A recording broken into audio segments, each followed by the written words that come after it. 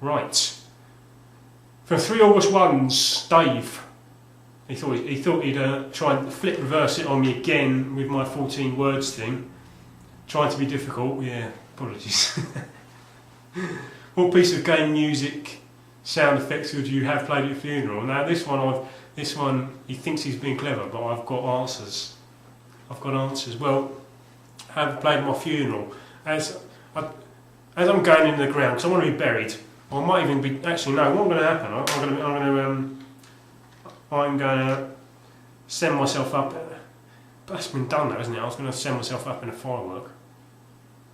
Actually, I'll send myself up in a firework without being cremated first.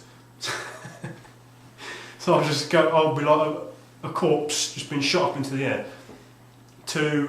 What was it? I was going to start off with the Halo score, you know, the singing monks, you know, that one, and then it would kick in to the sound of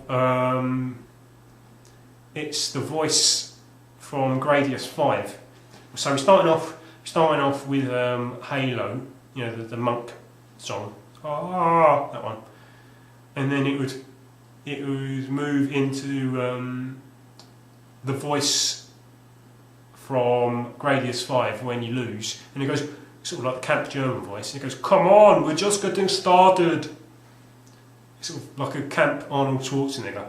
"Come on, we're just getting started," like that. Because that's one of my favourite sound effects in any game, because I like how it mocks you for being shit. So it would be like, "Halo, come on, we're just getting started," and then it would be the theme to We Love Katamari. I'm not going to sing it, but I might leave a link to, because that's one of my favourite songs in any game. I was thinking of lots of RPG themes. There's thousands, I love them, but I can't pick. So that would be it. So it'd be Halo, Gradius 5, We Love Katamari. There you go. Looking forward to the return of Chucky. Yeah, he's on his way. Might be a week or so. And Mr. Kotsu Fan. Mr. Kotsu Fan. Howdy, Mr. Kotsu Fan. 5 questions. Do I make you envious with most pickup videos? Yes, you bastard. I'm sure he does it on purpose. I bought Stella Deus, and I thought, yeah, I've got it, and it turned out it didn't have a manual. Well, I knew that, I should have said, just keep it, but didn't have a manual. And so I was sort of disappointed. He's gone out and bought it, and purposely he's got one with a manual, bastard. He won't give me his manual. Who's winning in the fight between Chuck Norris and Mr. T? Well, Chuck Norris. Mr. T, he's a bit old, and he's shrunk now. Actually, he's been on the telly recently. It's a very funny programme he's been doing on BBC Three, and he's shrunk a bit. In his heyday, we could put up a good fight, but Chuck's got moves. Mr. T's all about brute force. You probably take the odd punch or two, but then, you know, Chuck knows things probably knows pressure points and stuff.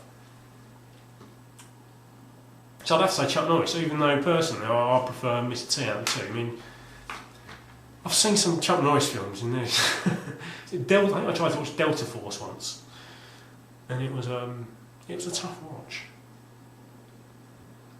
And obviously Chuck Norris got his ass kicked by Bruce Lee, so. But I'd have to say the actual fight would be Chuck Norris, unfortunately. Would you like to be served by Charlie Brooker in a Shiiitt? Yes. But I mean, I've got a feeling I might well have done, because I'm sure I went to the original. I'm sure I went to the original branch. I think the original branch was at Tomcock Road, and then they had one in Rathbone Place, and I think from that point on they've just gone mad and they've gone all over the world. Although there are 2 branches in my vague local area, just like a few miles apart. There's about a bus ride between them. But So, I mean, where I live, it's just basically like suburban London, but there are only 2, so there are 2 in my local area, but there are only 2 in the whole of Wales. Makes no sense. Yeah, Charlie Brooker seemed like the sort of the one bona fide genuine celebrity game fan. You get others that talk about it and sort of show their naivety through what they say, like Dara O'Brien. I don't know, he likes to talk the game, but he lets himself down. And Charlie Brooker knows what he's talking about, and I would listen. If he ever told me his opinions on a game, I'd listen to it. And I reckon it'd be great, like probably great banter in that branch of computer exchange he worked in. What system are you thinking of buying next? Well, that would be a DS Lite. I'm still on the lookout. I'm trying to get one for 50 quid, but I keep seeing them and then sort of turn down the opportunity, and then they go up to 60 quid. But that's just been bubbling on for ages. Are you fishing for me to say a PC Engine or a Japanese Saturn? I think you are, aren't you?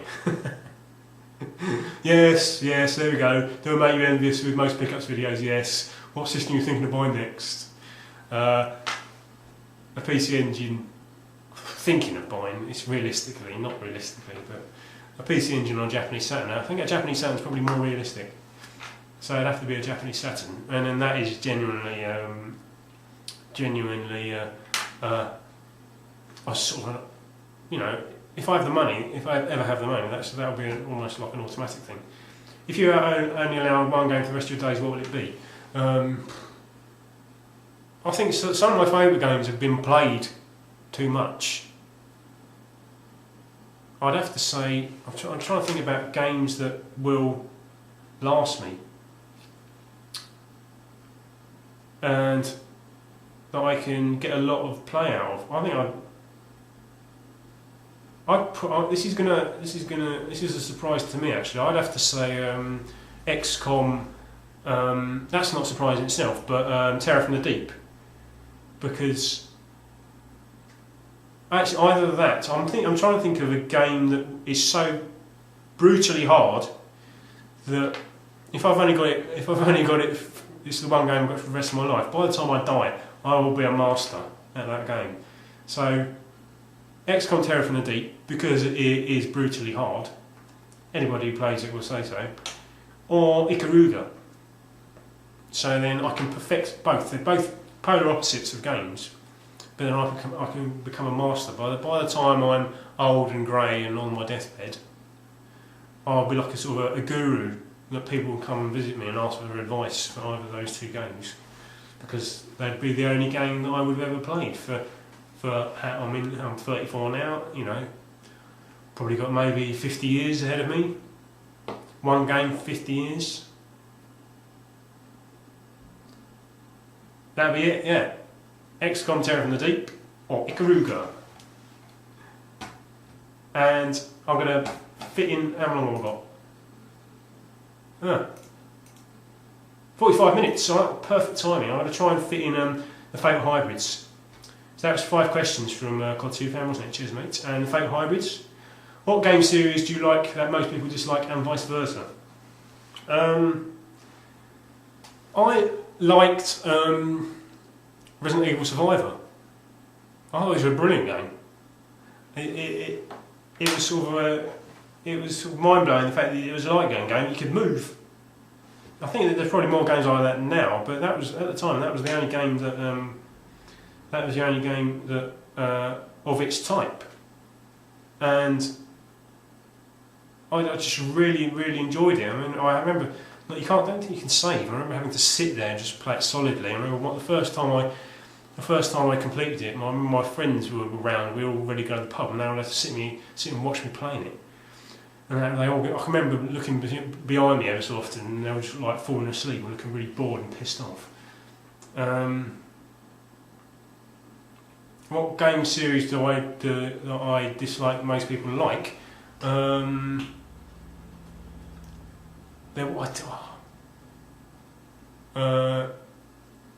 GTA games.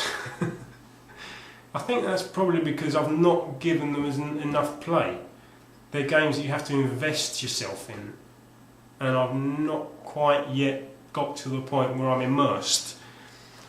But you can say that about lots of things, can't you? I mean, all the best stuff is like that. Like one of my favourite television programs is The Wire, and you have to get to the point of no return, and that's when you realise how good it is. And I think that's probably the same for me with games like the GTA titles. I mean, the simpler ones, the earlier ones, I've played a lot of, and I like them, but they're rough games, aren't they? I like their naivety, but the sort of the newer versions from the PS2 onwards, I've never quite given them enough time. I think that's probably where they go wrong. What's your favourite music album film? Favourite film? Sorry, I did actually have something prepared, but I've left it over there. So.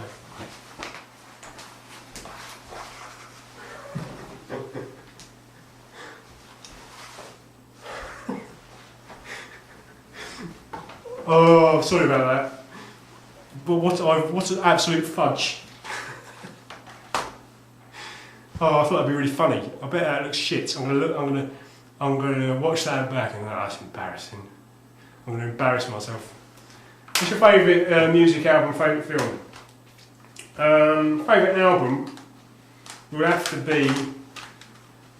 It's Sounds of Silver by LCD Sound System, and I've mentioned it before, and I'm going over old ground, but this is just a.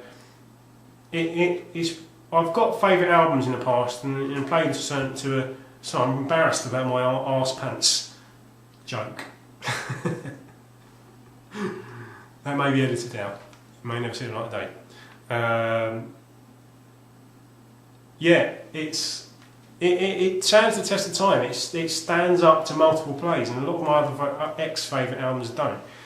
It's because it's just so much in it. It's just layers of bleeps and melodies, and it's got driving rhythms. I think that's the thing. It sort of worms your way into your mind, but then it's got narrative as well. I mean, they're songs about people and stories. It's not just sort of faceless dance music, because it's got sort of guitars in there and stuff.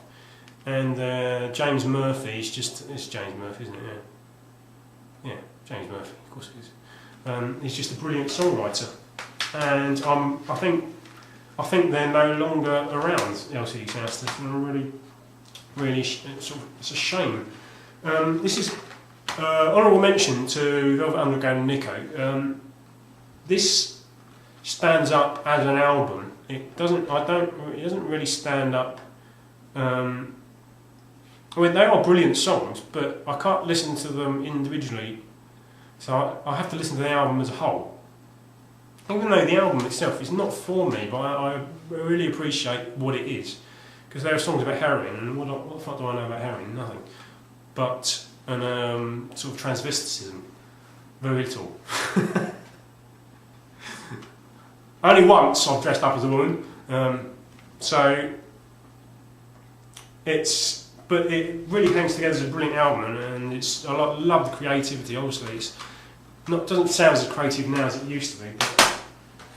And for a bit of a more up to date, it's just sort of like nice, honest sort of blues rock. Consolers of the Lonely, Consolers of the Lonely by the Raconteurs. Just really honest rock music. Favourite film? I could go on for ages, but I'm going to try not to. I'm just going to say North by Northwest. A lot of my favourite films, I've got films I love now and I could watch them over and over and over again, but my favourite films seem to be slightly elevated above the standard favourite film because I saw them as a kid and they've just sort of stuck, and I can repeatedly watch them. There are films I used to watch as a kid and used to love, but they just don't hold up now. I used to love Mary Poppins, but it bores me to tears. It irritates me. But I can remember watching the crop duster scene in this, like that scene there, the crop duster scene. I defy anyone not to just be blown away by that scene. And nowadays I appreciate it for other things like the score and the music, just incredible. So that's North by Northwest, but there are other things like Flash Gordon. That's another one of my favourites. Zulu, slightly less because it's a war film, and I I'm a bit wary about getting too enthusiastic about war films. And also it's sort of factually incorrect as well. But just as a kid, you watch it and then you get like swept up in sort of like the heroism. It's like a basic story about heroism, isn't it? And that appeals to a childish mind, like mine, as I was and now. But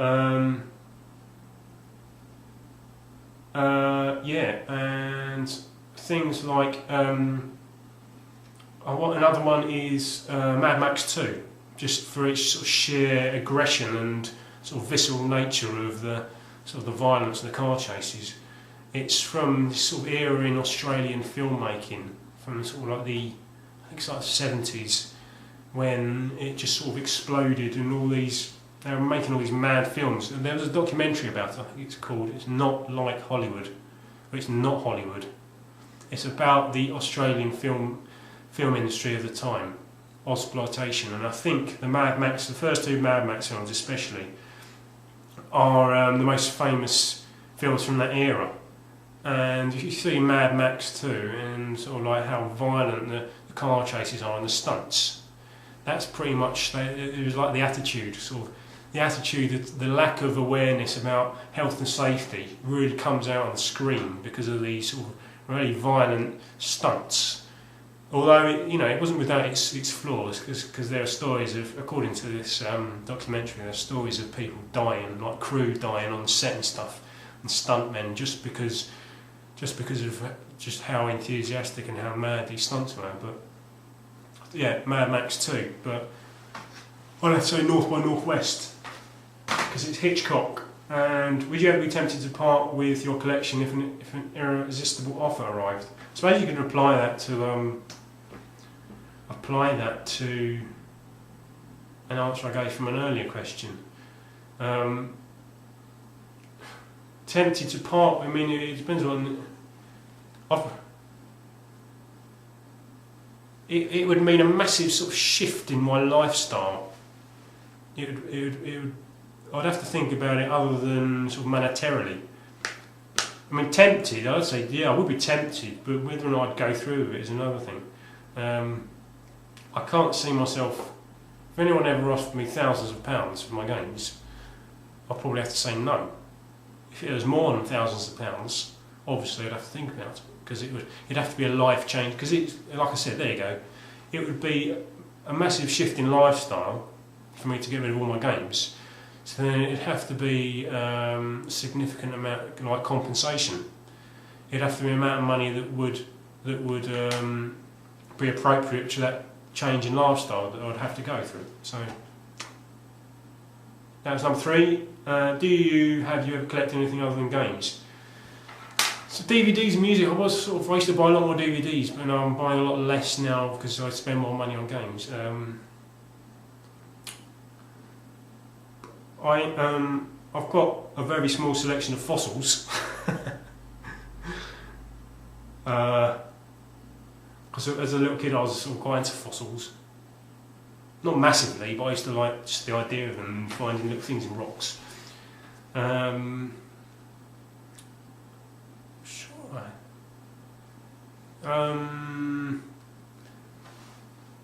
Probably not. I'd have to say DVDs. That's rubbish, Christ. Rubbish answer. But I can't really call my fossil collection a collection because it's literally less than 10. I just never got rid of them. They're just sort of sitting, and I just like the look of them. Do you? That was number 4. I've already answered that. What, in your opinion, is your favourite best find, game related or otherwise? Find. I'd have to say, I'd have to say that gum tree. Sorry, there's a girl walking past.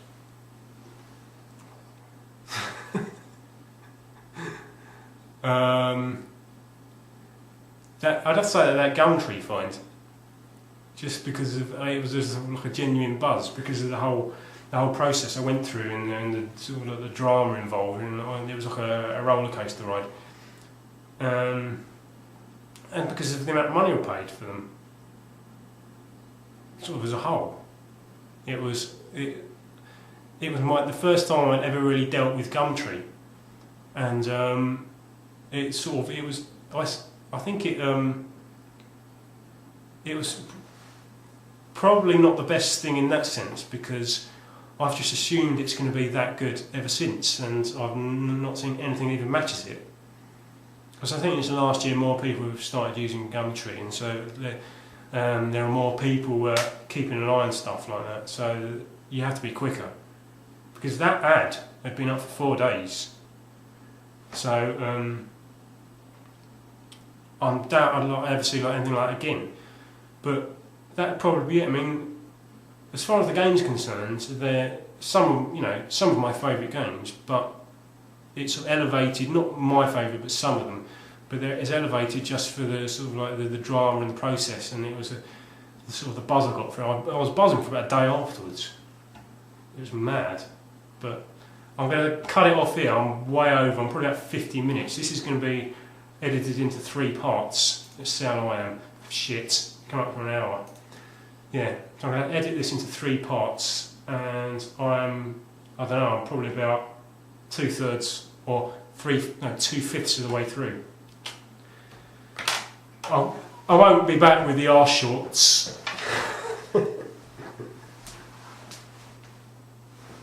the tanned arse, white legs.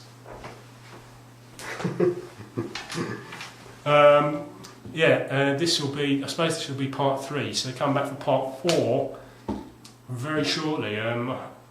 Thanks for watching. Keep an ear out for your questions if you set one. Thanks for watching, and I'll see you later. Bye for now.